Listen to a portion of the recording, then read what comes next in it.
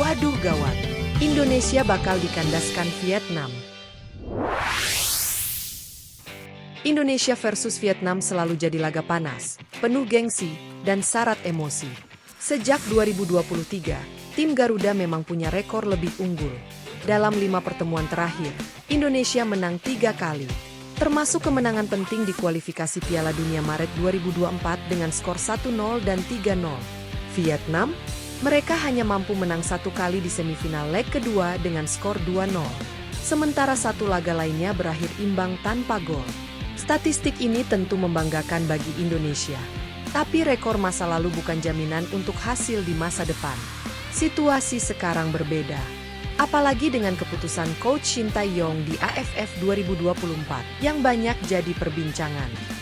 Keputusan Coach Shin membawa mayoritas pemain muda lokal dengan rata-rata usia 20 tahun 9 bulan mendapat sorotan tajam.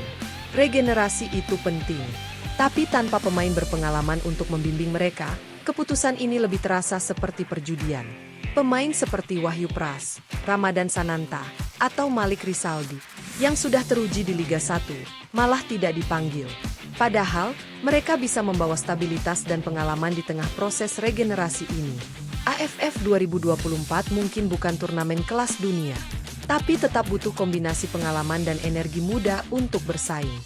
Jika Coach Shin tidak segera memperbaiki strategi, Indonesia berisiko gagal di Piala AFF dengan hasil yang memalukan. Kemenangan tipis 1-0 atas Myanmar dan hasil imbang 3-3 melawan Laos seharusnya jadi sorotan penting.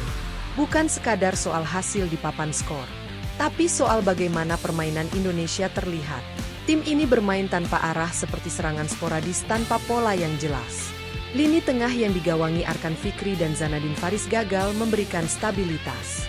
Terlalu banyak passing error yang justru memicu counter attack lawan. Kesempatan yang diberikan kepada Raihan Hanan melawan Laos juga tidak memberikan dampak positif. Ini jelas menunjukkan bahwa pemain gagal memahami apa yang menjadi instruksi pelatih. Lini belakang Indonesia juga jadi sorotan. Gol-gol yang bersarang ke gawang terlalu mudah, menunjukkan lemahnya koordinasi dan komunikasi. Kadek Arel misalnya, dengan mudah dilewati pemain Laos hingga berujung gol. Formasi 5 back yang diandalkan Coach Shin tampaknya tidak efektif karena banyak pemain lokal tidak terbiasa dengan skema ini. Jarak antar lini sering terlalu renggang terutama antara lini tengah dan belakang. Dalam situasi ini mungkin lebih bijak kembali ke formasi 4 back yang lebih familiar dan stabil untuk mengurangi risiko. Sementara itu, Vietnam berhasil menang telak 4-1 melawan Laos. Tapi permainan mereka jauh dari impresif. Di babak pertama, tim asuhan Kim Sang-sik terlihat kehabisan ide. Mereka lebih sering mengandalkan long ball yang tidak jelas arahnya. Baru di babak kedua mereka mampu mencetak gol. Itu pun lebih karena serangan balik dadakan. Bukan hasil dari skema permainan yang rapi.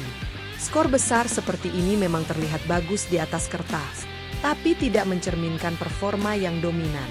Vietnam, seperti halnya Indonesia, masih menunjukkan banyak celah dalam permainan mereka.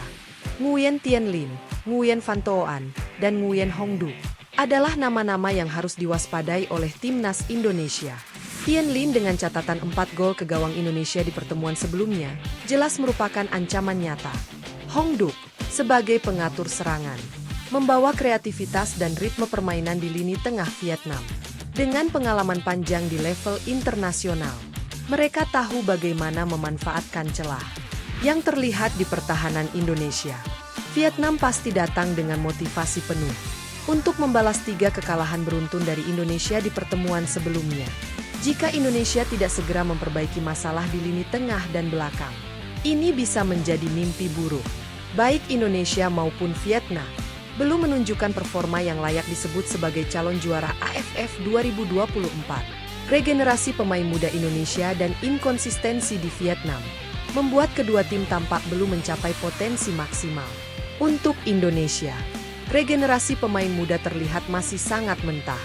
Sementara Vietnam, meski mengandalkan pengalaman pemain senior, belum bisa tampil meyakinkan. Pertandingan ini bukan hanya tentang gengsi, tapi juga pembuktian. Apakah kedua tim benar-benar layak disebut kandidat kuat juara?